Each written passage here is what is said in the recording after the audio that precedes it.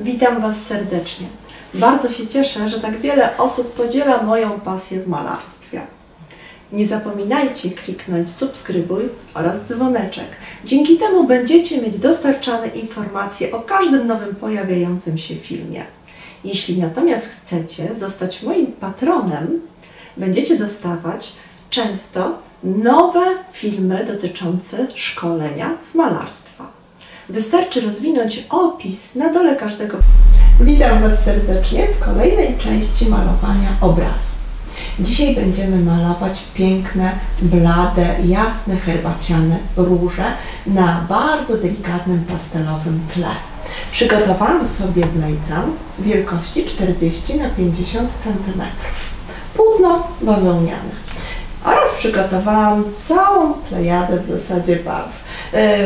Tutaj są kolory chłodne, tutaj są ciepłe i przeróżne odcienie brązów, żółcieni, oczywiście błękitów, fioletów.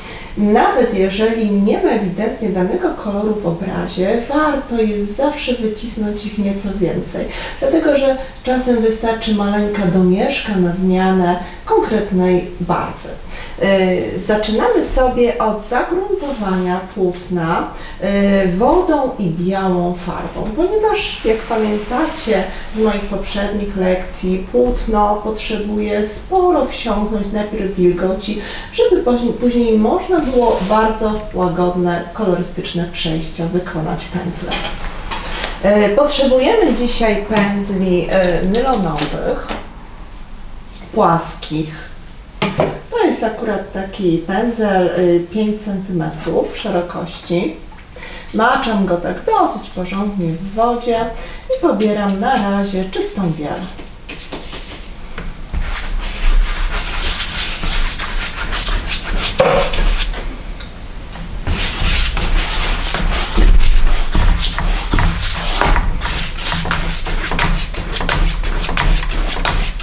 Format nie jest duży, więc bardzo szybciutko możemy zagruntować sobie takie płótno i przygotować do tego, aby stworzyć pastelowe kolory.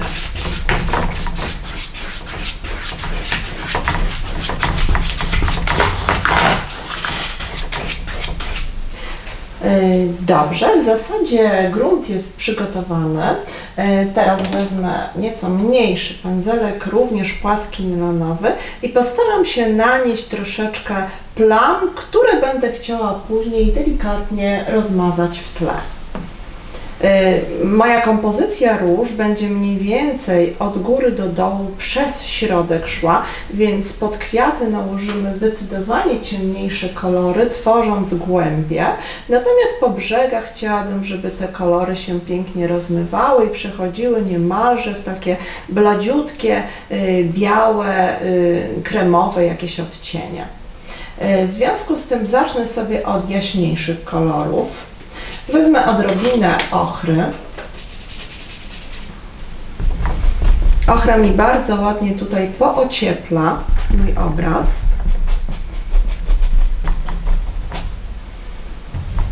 Poza ochrą przyda nam się siena, taka siena palona, nieco ciemniejsza, piękny ceglany odcień. Na razie zwróćcie uwagę, że układam moje kolory w takie po prostu plamy, ale działam dosyć szybko, tak żeby nie zdążyły wyschnąć. Dzisiaj jest bardzo gorąco. Pamiętajcie, że farby akrylowe są farbami wodnymi, w związku z tym bardzo szybko schną. Gdybyście pracowali w plenerze, w upały, w zasadzie na palecie momentalnie wysychają i wówczas warto pamiętać o tym, żeby paleta nie była z podkładu tylko papierowego, tak jak można sobie na to pozwolić powiedzmy w pracowni znacznie chłodniejszej, ale dobrze jest położyć chociażby kawałek folii bądź czegokolwiek, co będzie po prostu śliskie, a farba nie będzie miała możliwości takiego szybkiego wsiąkania nam w podkład.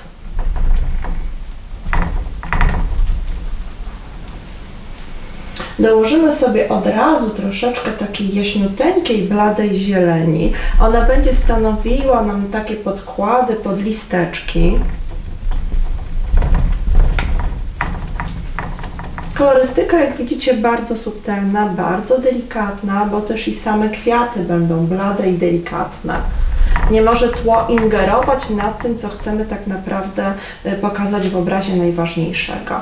No i teraz środek, o którym już wspominałam, że chciałabym, aby był naprawdę znacznie ciemniejszy jako podkład, wówczas te jasne kwiaty będą miały szansę wybić nam się do przodu. Łączę sobie ciemny brąz, odrobinę czerni, ale również do tego celu używam nieco takiego bardzo ciemnego granatu, akurat tu przez producenta nazywanego navy. Tworzy mi to bardzo ciemny odcień, ale nie czarny, nie siwy. To navy powoduje takie delikatne rozniebieszczenie przy brzegach mojego koloru. Stworzymy sobie troszeczkę ciemnej zieleni. Na bazie tych kolorów dodam sobie nieco żółci. I w ten sposób powstanie mi taka ciemna, głęboka, popatrzcie, zieleń. To wszystko dzieje się cały czas, pamiętajmy, na podkładzie z bielą. W związku z tym te wszystkie kolory są nieco jaśniejsze i będą bardziej pastelowe. I teraz zaczynamy zabawę tak naprawdę w rozmazywanie, włączenie tych wszystkich barw i zabieram się najpierw od brzegów, ponieważ nie chcę sobie ciemnym kolorem zbrudzić od razu samych brzegów. Zobaczcie, tam gdzie była czysta biel są naprawdę bardzo delikatne, bardzo jasne kolory. Pracuję trzymając pędzelek w taki sposób. Dzięki temu manewr ręki jest taką ósemkę. Popatrzcie, mogę swobodnie w tym momencie pracować i też bardzo dobrze czuję nacisk pędzla na płótno, co jest niezwykle istotne właśnie przy takich rozmazach. Kiedy po prostu chcemy zachować w pewnym momencie odpowiednie łączenie barw. Czasami potrzebujemy, żeby one były prawie całkowicie zlane ze sobą, a czasami chcemy pozostawić widoczną granicę tego przejścia melanżu.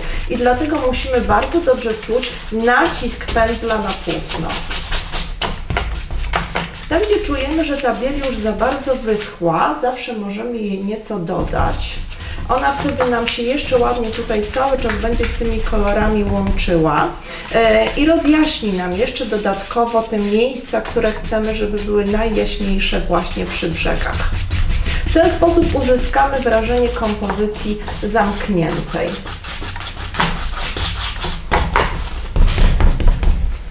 Uważamy jeszcze na razie na te ciemne odcienie, dodajemy sobie jeszcze nieco jaśniejszych barw. Cały czas chcemy, żeby ten brzeg był taki leciutko, delikatnie rozmyty.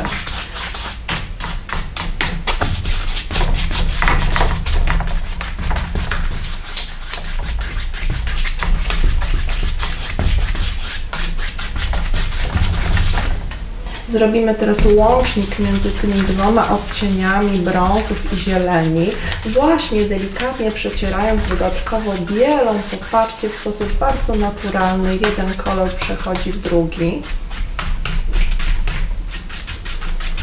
I pracujemy bardzo na koniec delikatnie pędzlem w różnych kierunkach, dotąd aż nie będziemy w zasadzie widzieli jego ruchu. Przechodzimy do następnej jakby partii, bardziej w głębi obrazu. Tutaj zaczyna nam się już troszeczkę to łączyć z tymi ciemnymi barwami, więc kolory będą się teraz nieco brudziły i ochładzały.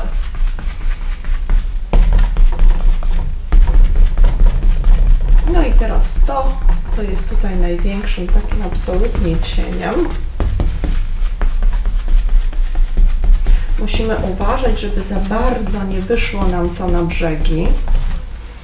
Dodajmy sobie jeszcze troszeczkę samych zieleni, tej jasnej i ciemnej, żeby nie było za czarno, żeby jednak wrażenie tego cienia sprawiały zielenie.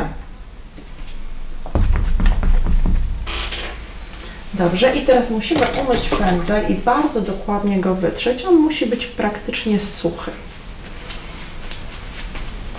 I postaramy się jeszcze delikatnie przepracować to, co się dzieje tutaj nam w środku.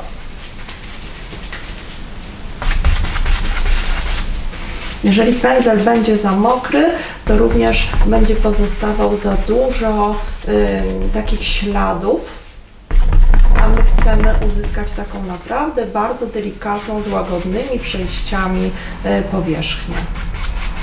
Więc cały czas przecieram jeszcze sobie ten pędzel i delikatnie wprowadzam ten rozmaz.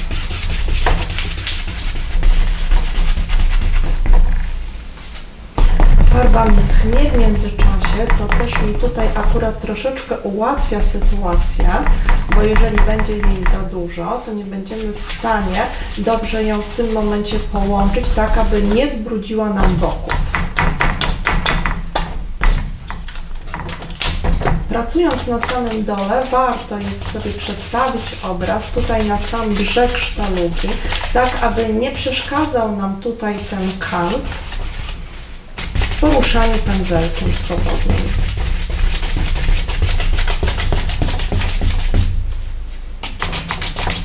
To tło tak naprawdę to jest 50% sukcesu namalowanego całego obrazu. Ono sprawia później wrażenie, że sama praca jest bardzo estetyczna.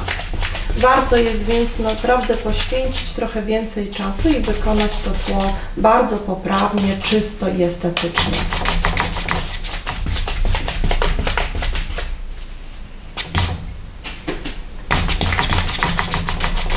Można sobie troszeczkę dodawać tych takich bieli antycznych, tych złamanych, w momencie, kiedy czujemy, że nam troszeczkę zaczyna się gdzieś brudzić na bokach albo gdzieś z brzegów.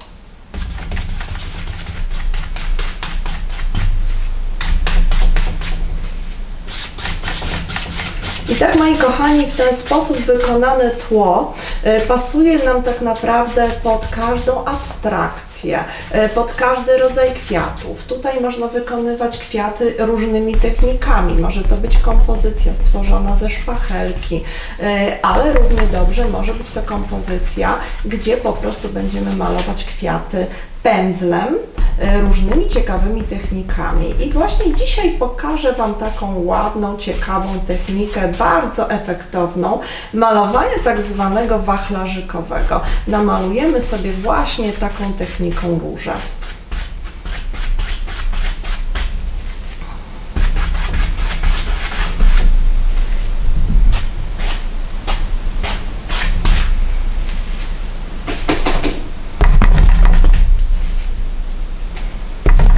Jeszcze łagodne, delikatne tutaj przejście, żeby nie było zbyt drastycznie. Doładuję nieco tego jasnego koloru. Cały czas wycieram pędzel o szmatkę, tak żebym nie brudziła sobie boków tymi kolorami pobieranymi z środka.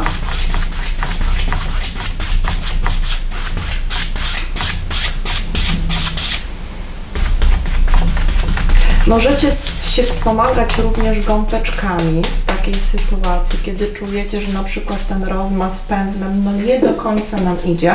Oczywiście trzeba mieć już sporą wprawę do tego, aby wykonać idealne tło samym pędzlem, więc możemy pracować gąbeczkami, ale możemy również taką sytuację, która jest jakaś nie do końca satysfakcjonująca nas, bo na przykład okazało się, że kolor jest za brudny, albo chcieliśmy nieco inny odcień uzyskać, zawsze możemy jeszcze zastosować sobie przy takim tle spreje akrylowe. I tutaj pokażę Wam na przykład. Przygotowałam sobie taki pomarańcz. Tego typu spreje to są takie typowe akrylowe, farba jest bardzo rozrzedzona. Możemy sobie bardzo delikatnie, popatrzcie, zmieniać jeszcze dodatkową kolorystykę i nadawać nawet takie struktury kropeczek. Psiukając leciutko, od razu widzimy, jaka szybko pojawia się różnica, popatrzcie, pomiędzy jednym bokiem obrazu a drugim. Wystarczy odrobinę, a mamy już dużo cieplejszą pracę. Zastosujemy sobie odrobinę tutaj tego pomarańczu. Natomiast jest jeszcze oczywiście cała masa ciekawych innych kolorów. To jest na przykład taka zgniła złota zieleń. Ona może nam bardzo tutaj pasować akurat do tej pracy, więc tak po bokach nieco zazielenię ją. I zastosujemy jeszcze odrobineczkę czerni przez środek, co nieco wzmocni nam sam kontrast. To jest o tyle również ciekawe, że zostawia takie maleńkie, drobne kropeczki, które później dosyć atrakcyjnie wyglądają w tle.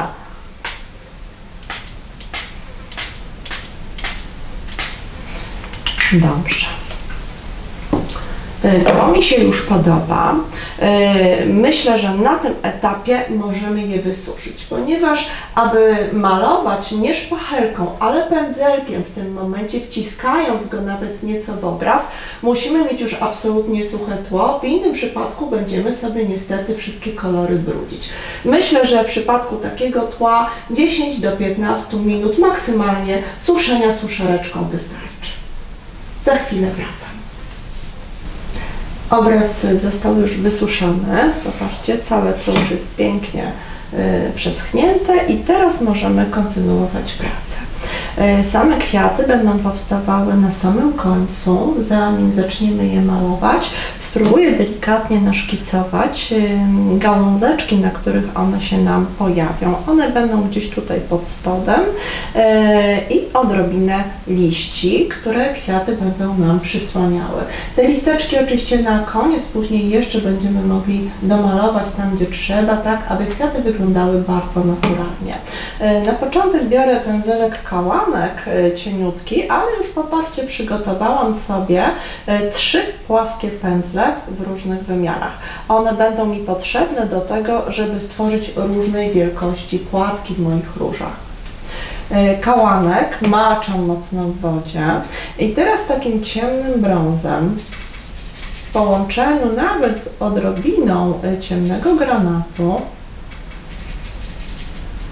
maczając sobie tak, aby farba rzeczywiście była taka rzadka, obcieram delikatnie, popatrzcie, pędzelek sobie w taki sposób, żebym nie miała również nadmiaru farby, dlatego że wówczas mogą się pojawić takie niepotrzebne zacieki. Pędzelek trzymam dosyć daleko. Jest to istotna rzecz, tak aby kreseczka, która się tutaj pojawi, była bardzo cienka i delikatna. Muszę również mieć bardzo taki leciutki nacisk. W momencie, kiedy pędzelek się trzyma bardzo blisko, ten nacisk jest silniejszy. To również ma duże znaczenie podczas malowania precyzyjnych kresek. Trzymając w związku z tym w ten sposób pędzelek, leciutko nasączony tą rzadką farbą, spróbuję stworzyć właśnie teraz takie cieniuteńkie, popatrzcie, gałązeczki. One muszą być bardzo subtelne i zbuduję sobie w tym momencie taki szkielet, na którym później będziemy malować same róże.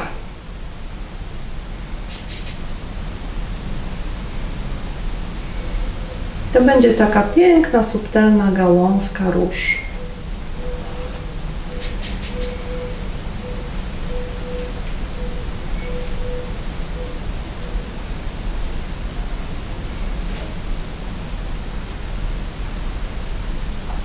Te kreseczki muszą być takie bardzo, naprawdę bardzo delikatne i bardzo subtelne.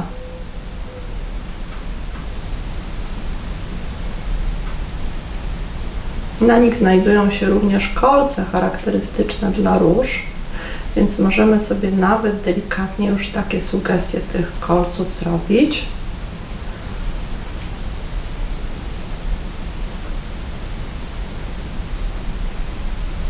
Dobrze. I nawet końcóweczki, tam gdzie będą widoczne, zaznaczymy sobie od razu na taki ciemniejszy kolorek.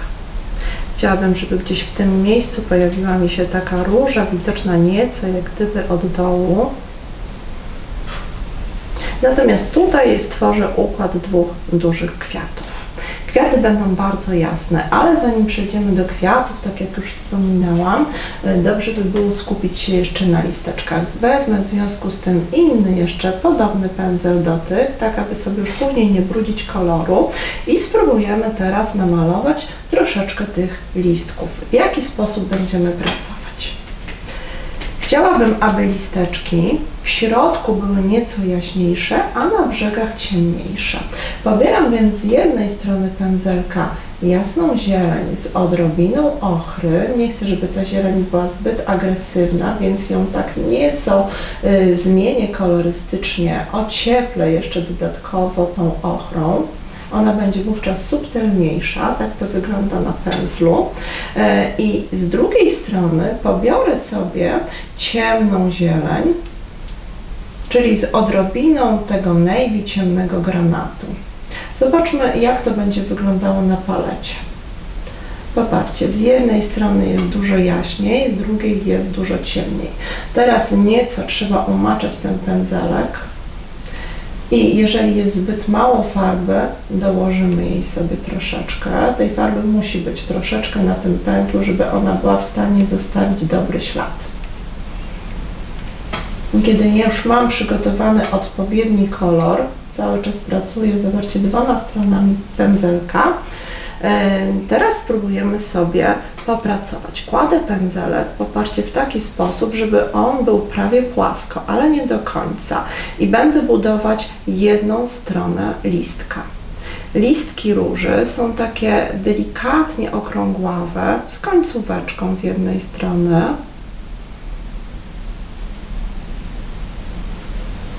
Dobrze, i to jest jedna połóweczka. Rozjaśniam sobie jeszcze bok. Pobieram nieco jaśniejszy kolor na jedną stronę pędzelka i teraz trzymam się już cały czas planu, to znaczy od środka jest ciemniej, a od brzegu jest jaśniej. Muszę teraz lekko zaokrąglić mój listek na końcu. I nie możemy zmieniać już tutaj ruchu tego pędzla, tak, żeby cały czas utrzymywać ten sam kolor. Popatrzcie, możemy jedynie delikatnie poprawiać, ale znowu, tak jak mówię, cały czas w ten sam sposób. Z jednej strony jaśniej, z drugiej ciemniej. Jeżeli na pędzelku brudzą się już te kolory i ten kolor z brzegu robi się ciemniejszy, można sobie nieco dobrać i jeszcze poprawić. I na końcu taki dzióbeczek charakterystyczny. I mamy w ten sposób piękny, trójwymiarowy tak naprawdę listek i w taki sposób stworzymy sobie troszeczkę tych liści, które będą nam gdzieś przebijały się pod naszymi kwiatami. Dokładnie w identyczny sposób popracujemy nad innymi. Jedne mogą być trochę ciemniejsze, jaśniejsze, one wcale nie muszą być wszystkie identyczne, takie same, bo pamiętajmy, że światło również w różny sposób się zachowuje. Przykładamy pędzelek i cały czas, popatrzcie, takim delikatnym ruchem powodujemy, że ta farba pięknie nam się tutaj rozpływa. Listki też oczywiście będą miały różny układ, jedne będą bardziej en face, drugie bokiem, z profilu, zadarte, tak żeby to wyglądało absolutnie jak najbardziej naturalnie.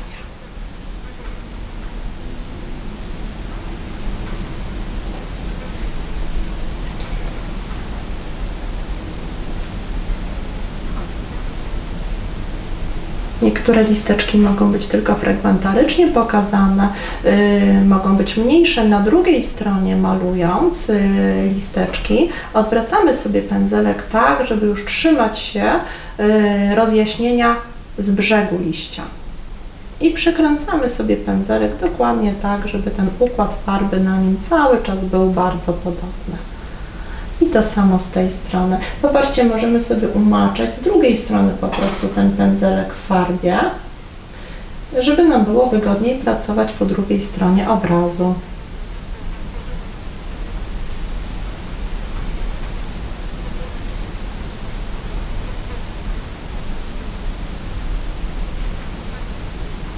Tworząc tego typu układ, już listek nam się zadziera do góry, więc my możemy swobodnie w tym momencie naprawdę manewrować układem liści.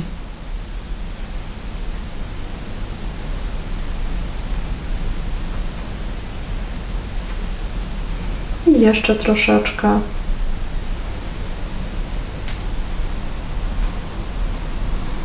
W bardzo podobny sposób będziemy za chwilę malować nasze kwiaty. Ale technika malowania róż jest bardzo sympatyczna, akurat jeśli chodzi o samo malowanie wachlarzykowe i bardzo efektowna.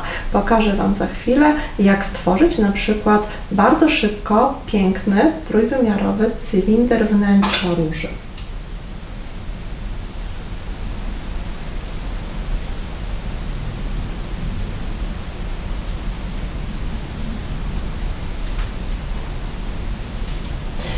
Jeśli okaże się, że nasz pędzelek jest już naprawdę brudny i te barwy nam się za bardzo zmieszały, należy go po prostu umyć, dobrze wytrzeć i jeszcze raz nanieść na niego farbę.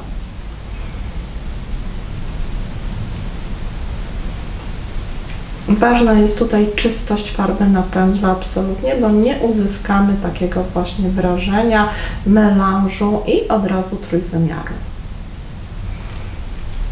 Jeszcze odrobinkę tutaj.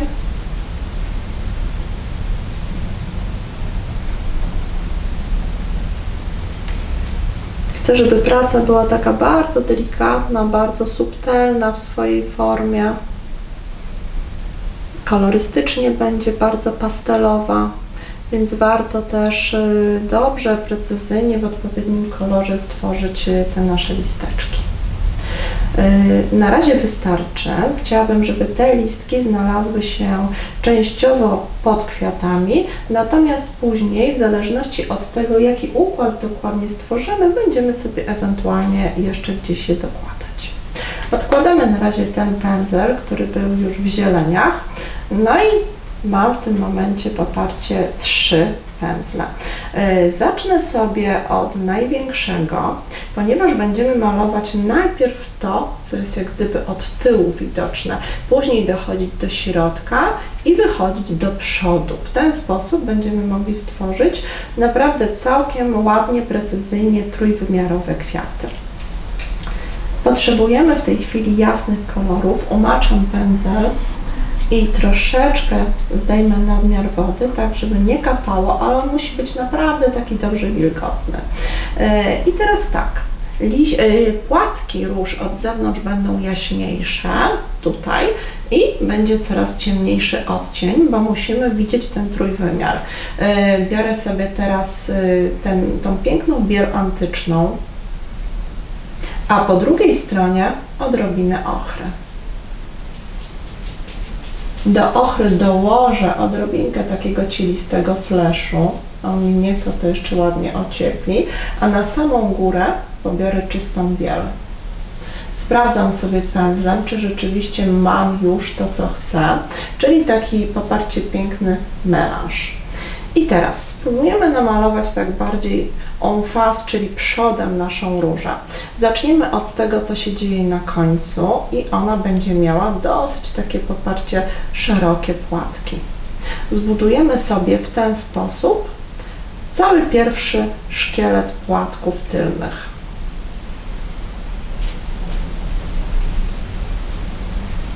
W momencie, kiedy tworzy nam się taki nieregularny brzeg, oznacza to, że za mało wody i farby pobrane jest na pędzel, więc musimy sobie po prostu dołożyć szybciutko farbę. Jeszcze raz sprawdzić, czy jest już odpowiednia jej ilość. Przykładamy i pracujemy dalej.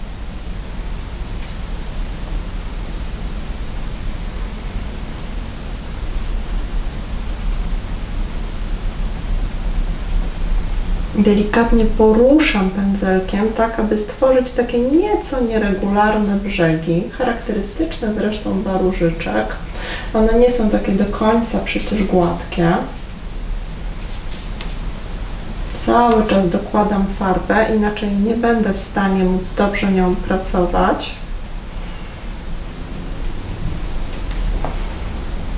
Jeszcze z tej strony.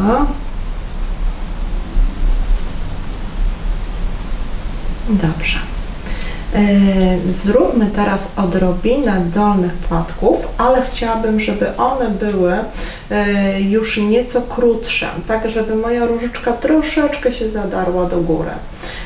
Więc pobiorę sobie z drugiej strony pędzla te same kolory, będzie mi łatwiej w tej chwili pracować w dolnej części.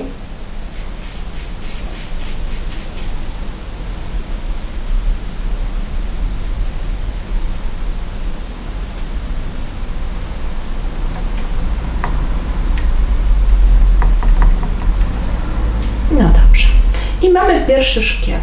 To były największe płatki, w związku z tym odkładam na razie ten wielki pędzel, biorę nieco mniejszy. Będzie mi znacznie wygodniej pracować teraz nad kolejną partią płatków. I znowu powtarzam dokładnie tę samą czynność. Maczam delikatnie pędzel, biorę sporo farby i teraz budujemy kolejną warstwę. Popatrzcie, dzięki temu, że cały czas mam ten melanż na moim pędzlu farb, od razu widać wyraźnie różnicę pomiędzy tą warstwą, która była z tyłu, a tą, którą buduję obecnie.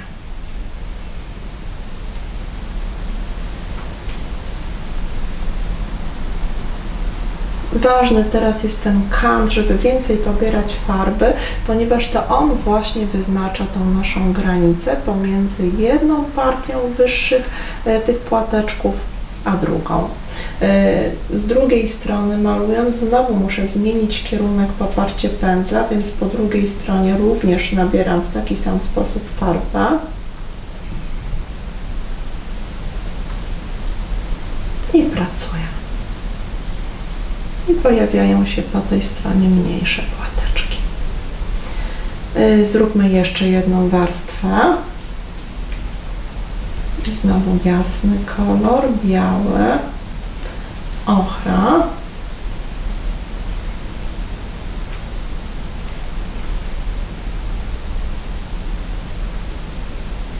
Jeszcze mniejsza, końcóweczką. I z drugiej strony to samo. Dobrze, a teraz został nam środek. Wezmę do tego celu ten najmniejszy pędzelek. Znowu umoczamy go porządnie w wodzie i teraz zrobimy ten cylinder, o którym Wam mówiłam. To znaczy taki środek, aby było widać ten trójwymiar. Pobieram w identyczny sposób poparcie farbę, tym razem na znacznie mniejszy pędzelek.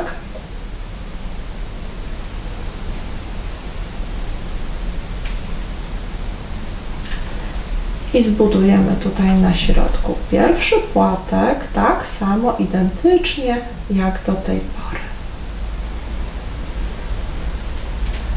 Za każdym razem dobieram sobie farby, tak żeby brzeg był bardzo wyrazisty. I teraz buduję w drugim kierunku łuk. Do tej pory budowaliśmy tak, teraz zbudujemy łuk w dół, ale od jednego brzegu do drugiego brzegu. I teraz popatrzcie, zaczynam od brzegu, ale manewruję w taki sposób pędzlem, aby stworzyć łuk od dołu do góry. W ten sposób powstał mi cylinderek, który wskazuje na piękny trójwymiar w środku naszej róży. Przydałoby się tutaj jeszcze delikatnie zaznaczyć małym pędzelkiem, sam jak gdyby kant leciutko wystającego płatka, który pojawił się przed nim.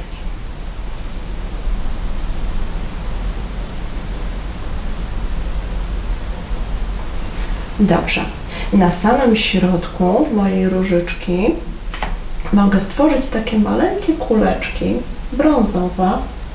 I możemy to zrobić na kilka sposobów. Możemy to zrobić pędzelkiem, dotykając po prostu bardzo delikatnie w taki sposób. Możemy to zrobić również reliefem. Zaraz pokażę Wam relief. On też bardzo efektownie wygląda. Odrobinę jaśniuteńkich. Widać, że coś się ciekawego tutaj już dzieje. A tutaj mam na przykład, popatrzcie kochani, relief, który jest kolorem miedzi. Relief to jest taka po prostu gęsta farba z maleńkim tutaj wystającym dzióbkiem. On nam daje bardzo ładne takie też cieniutkie linie, ale możemy go również na przykład zastosować do stworzenia takich maleńkich wystających kuleczek. On jest taki bardzo dekoracyjny i również pięknie się sprawdza właśnie chociażby w dekoracji kwiatów albo między innymi, popatrzcie, robieniu takich bardzo cienkich linii. Teraz mogę po moich gałązkach delikatnie na przykład przejechać reliefem i on będzie bardzo dekoracyjnie rozświetlał mi je.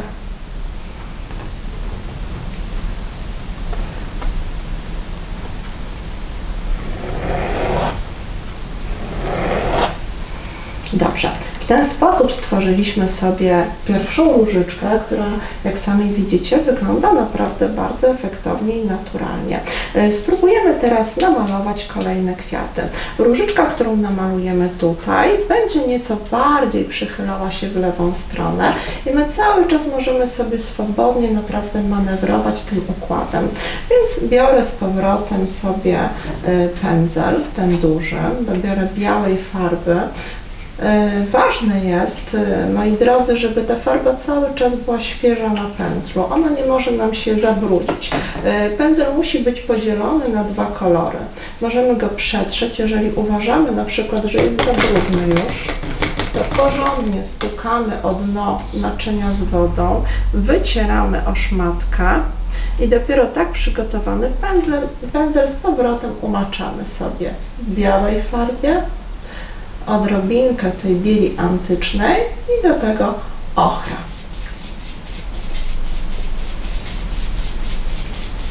Przepracuję chwilę sobie tutaj poparcie na palecie, tak aby kolory na pędzlu bardzo ładnie mi się połączyły. I zabieram się za malowanie podkładu pod następną różę. Listkami zupełnie się nie przejmuję, ponieważ one mogą w sposób zupełnie naturalny być częściowo przykryte przez kwiaty, tak jak to się oczywiście dzieje w naturze, aby nasz bukiet, nasza kompozycja wyglądała naprawdę naturalnie. Należy część elementów pozostawić na zewnątrz, odkryte, a część po prostu przykryć. W tą stronę jadąc muszę zmienić, popatrzcie znowu na moim pędzlu farbę po drugiej stronie, będzie mi zdecydowanie łatwiej pracować.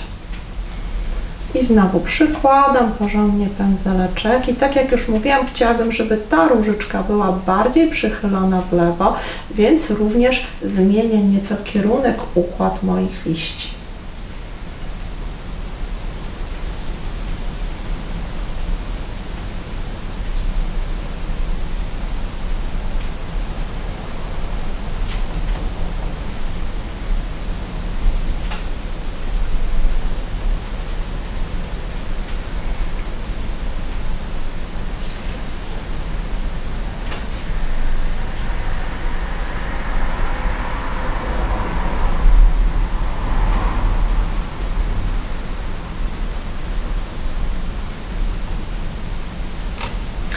Dobrze, kolejne warstwy mniejszymi pędzlami, będzie nam znacznie łatwiej w ten sposób pracować.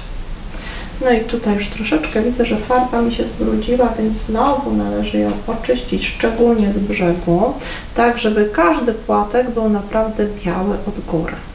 Wówczas mamy takie naprawdę ładne wrażenie, że one się każdy od siebie oddziela.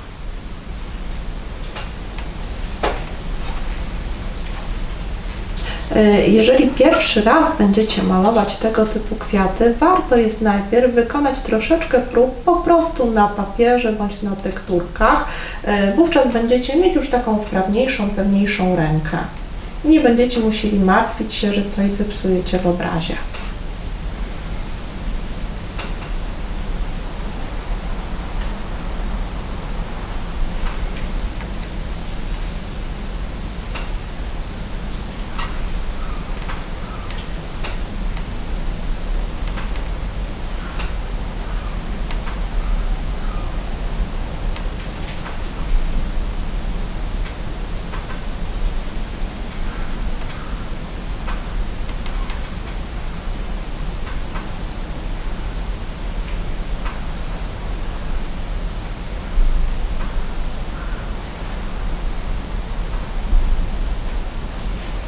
Dobrze, i teraz najmniejszy pędzelek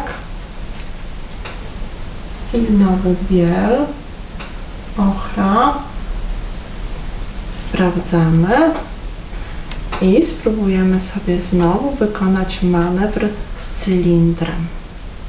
Jeden łuk od góry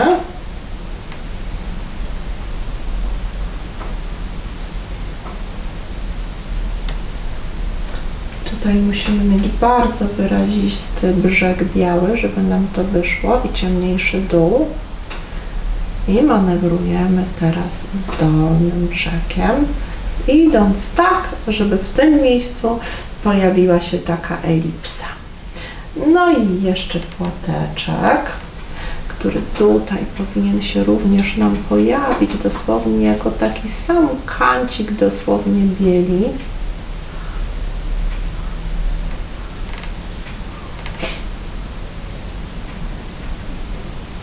No i wykonamy sobie reliefem, już skoro akurat go mamy, te małe, drobniutkie kropeczki. Jeżeli nie macie reliefu, oczywiście możecie to wykonać kałanaczkiem. Jeśli nie macie spray'i akrylowych, to możecie wykonać również gąbką.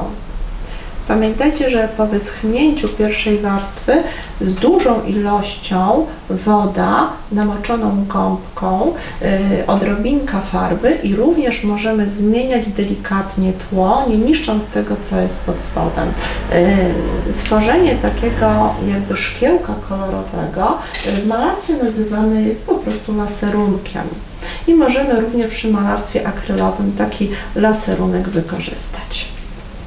Od razu zrobimy gałązeczkę od różyczki. Również możemy ją zrobić reliefem, będzie bardzo efektownie to wyglądało. Mamy pierwsze dwie róże na takim centralnym planie, natomiast tutaj jeszcze wykonamy małe pączki i taką różyczkę, która będzie po prostu widoczna nieco od dołu. Do tej różyczki na górze użyję już tego średniego pędzla, nie będziemy brali największego, ona będzie już taka nieco delikatniejsza. Znowu pobiorę sobie kolory, biel, brązik. I teraz tak, tutaj mam jak gdyby końcówkę tej różyczki. Spróbujemy pokazać ją z drugiej jakby strony, więc płatek jest jakby z tyłu malowany, popatrzcie.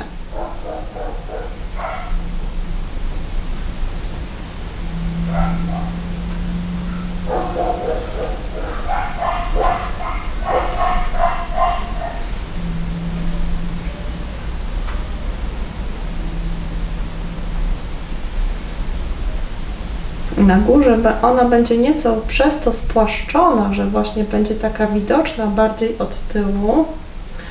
Tutaj zrobimy takie jeszcze gdzieś wystające płateczki, natomiast tym razem od tej strony będziemy malować, tak jakby od tyłu.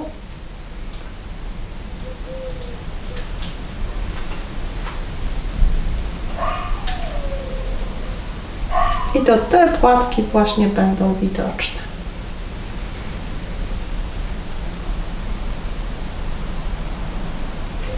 Żeby dobrze pokazać, że ta różyczka właśnie jest tyłem, zaznaczymy sobie jeszcze samą końcówkę z gałązeczką. Ona będzie nieco z zielenią, taka, popatrzcie, charakterystyczna dla różyczek, z takimi dziubeczkami.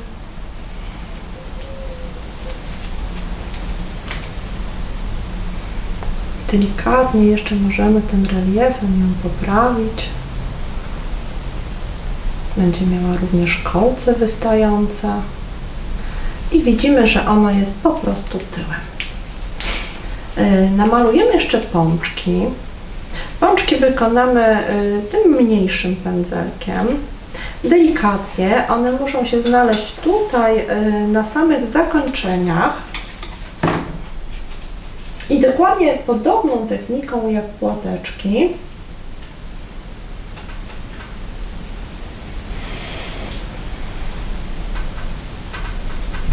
Ale bardziej będą, kochani, zakulone tym razem.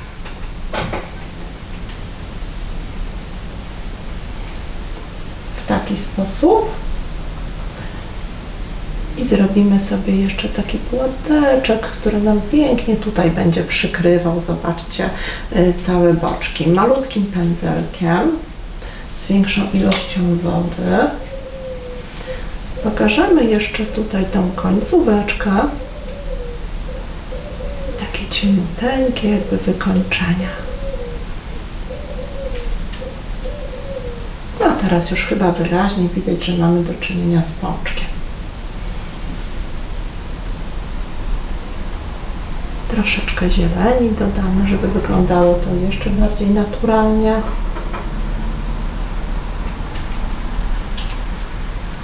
Dobrze. Możemy jeszcze dodać tutaj maleńki pączek dla kompozycji lepszej.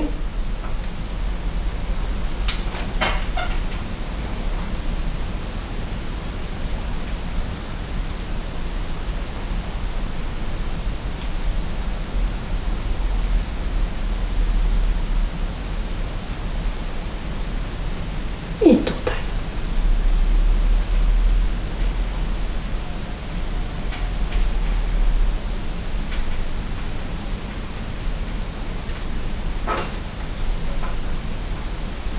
I ta sama sytuacja z wykończeniem.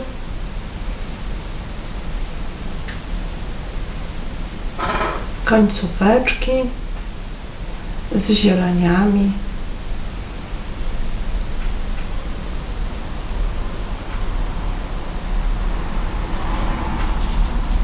Delikatnie reliefem jeszcze poprawimy sobie cieniuteńko, gdzieniegdzie.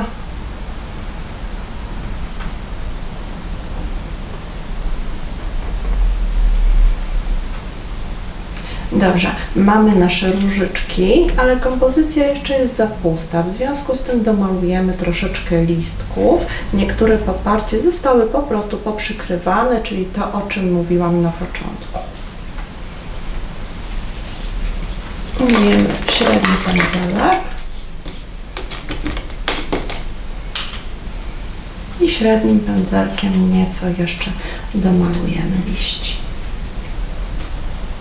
Zieleń, odrobina bieli, koloru takiego cielistego z jednej strony, no i z drugiej strony tworząc sobie połączenie z ciemnym granatem, robimy taki bardzo ładny, ciekawy odcień dla liści, taki dosyć charakterystyczny. Możemy dołożyć jeszcze nawet odrobinkę błękitu, ponieważ te listki są takie troszeczkę chłodnawe, więc ten błękit również tu w odrobince oczywiście może się sprawdzić. Nieco chyba ciemniej powinno być z brzegu, więc dołożę sobie jeszcze troszeczkę odcień czarnego, brązu na końcówkę, tego navy.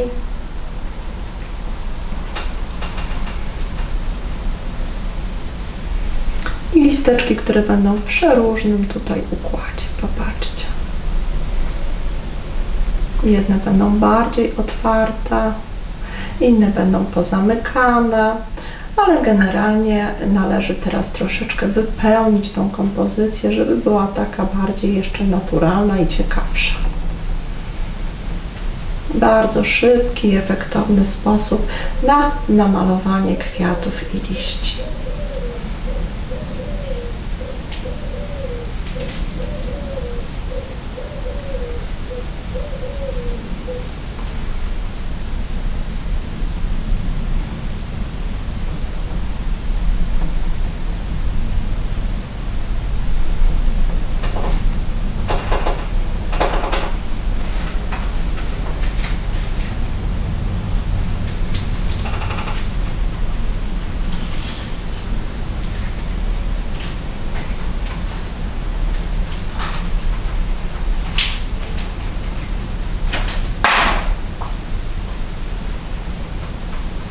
Po bokach te listeczki też gdzieś mogą nam tutaj w bardzo ładny, ciekawy sposób, popatrzcie, wystawać w różnych kierunkach, tak aby ta kompozycja nam troszeczkę się rozszerzyła, troszeczkę była jeszcze taka pełniejsza, bardziej ciekawa, bardziej malarska.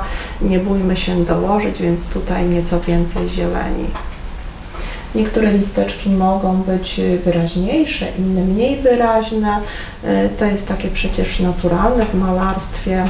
Pewne rzeczy możemy cofnąć, inne bardziej uwypuklić.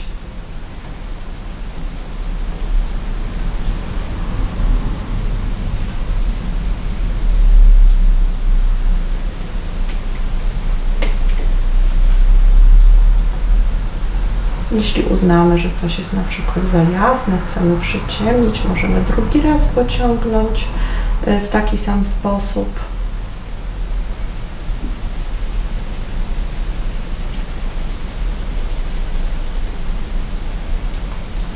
Tą techniką możemy malować w zasadzie wszystkie kwiaty, wszystkie płatki, wszystkie rodzaje liści, różnicując jedynie tak naprawdę tło. Tło możemy wykonać również za pomocą na przykład szpachelki, gąbki, może być bardzo abstrakcyjne, może być tło na przykład pejzażu i na tym tle namalowane kwiaty. W zasadzie wszystko, co przyjdzie Wam do głowy, tą techniką tak naprawdę bardzo efektownie, bardzo ciekawie wychodzi.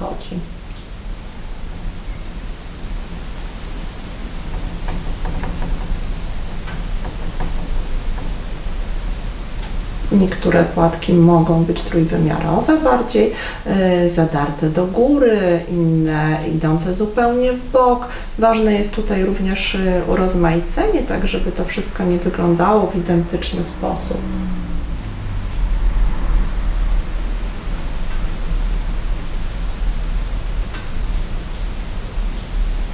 Tworzą nam się takie bardzo ładne, bardzo ciekawe odcienie, które bardzo trudno by było tak naprawdę namalować po prostu od podstaw jednym pędzelkiem, łącząc dopiero ze sobą wszystkie kolory.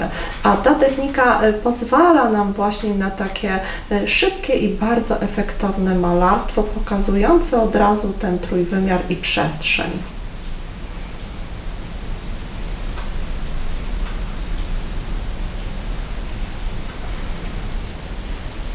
Jedne liście mogą zachodzić na drugie.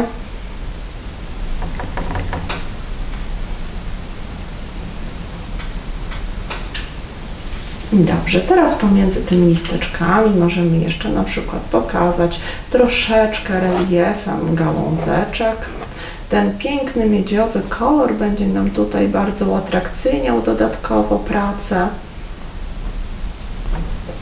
Jest taki bardzo dekoracyjny.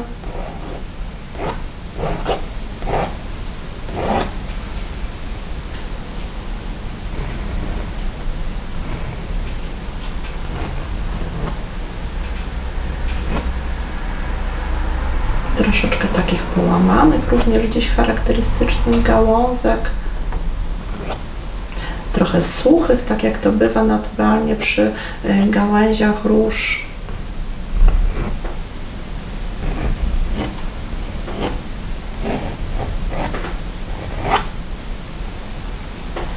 No i będziemy zbliżać się już do końca.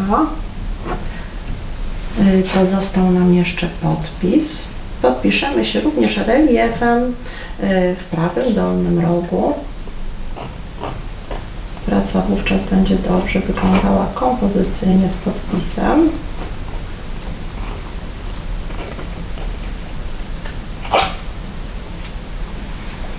Dobrze, moi drodzy, na tym możemy zakończyć dzisiejsze malowanie herbacianych róż. Mam nadzieję, że podoba Wam się ta technika. Zapraszam do następnych filmów.